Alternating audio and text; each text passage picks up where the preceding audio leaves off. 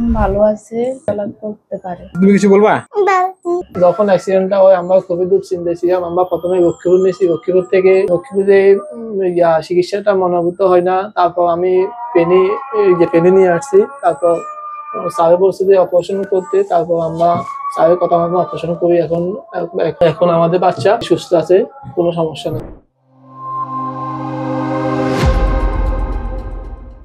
আসসালামু আলাইকুম দর্শক, আজকে আমরা কথা বলবো রাত্রি 5 বছর বয়স ও আমার 5 মাস আগে যখন ও আমার চেম্বারে আসে তখন সে শোয়া অবস্থায় ছিল এবং সে একটি রোড ট্রাফিক অ্যাক্সিডেন্টে তার পায়ের একটি হাড় ভেঙে যায়। দর্শক, আমরা যদি এদিকে তাকাই তার এই হাড়টি ভেঙে যায়, এই হাড়টি ভেঙে একটার উপর একটা উঠে যায়। তারপরে ওরা যখন আমার কাছে আসে তখন অনেক দুশ্চিন্তায় ছিলেন, ছোট বাচ্চা, অপারেশন করবো কিনা, অপারেশন ছাড়া হবে কিনা। আমি আশ্বস্ত করলাম যে এই ধরনের ভাঙায় অপারেশন লাগে। তারপর আমরা অপারেশন করি এবং আলহামদুলিল্লাহ আমরা টেন সম্পন্ন করে আমরা কোন ধরনের কাটা ছেঁড়া ছাড়াই আমরা এটা করে আমরা অপারেশনটি করতে সক্ষম হয়। এখন যদি আমরা এক্সরে দিকে তাকাই দর্শক, প্রথম যে এক্সরেটি দেখা যাচ্ছে এখানে তার টিউমারটা ভেঙে যায় এবং একটার উপর একটা হাড় উঠে যায়। এরপরে আমরা অপারেশনের পরবর্তী যে ছবিটা দেখা যায় এখানে কোনো ভাঙা দেখা যাচ্ছে না দর্শক, এখানে পুরোপুরি মিলে গেছে। দর্শক, আমরা এখন তার মায়ের অনুভূতি শুনবো, রাত্রির মায়ের মুখ থেকে তার অনুভূতি শুনবো। এখন ভালো আছে, চলাচল করতে পারে। যখন অ্যাক্সিডেন্টটা হয় আমরা খুবই দুশ্চিন্তায় ছিলাম। আমরা প্রথমে লক্ষ্মীপুর নিয়েছি, লক্ষ্মীপুর থেকে লক্ষ্মীপুরে চিকিৎসাটা মনোভূত হয় না। তারপর আমি পেনি নিয়ে আসছি। তারপর স্যারে বলছে যে অপারেশন করতে। তারপর আমরা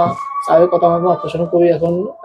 এখন আমাদের বাচ্চা সুস্থ আছে, কোনো সমস্যা নেই। চলাফেরা করতে পারে, দৌড়াদৌড়ি করতে পারে, দৌড়াদৌড়ি তো করতে পারে, কোনো সমস্যা নেই। আমরা খুশি। এমনকি আমি আমাদের বাড়ির সবাই কাছে বলি যে স্যার ঠিক আছে, আমরা নেন। তুমি কিছু বলবা?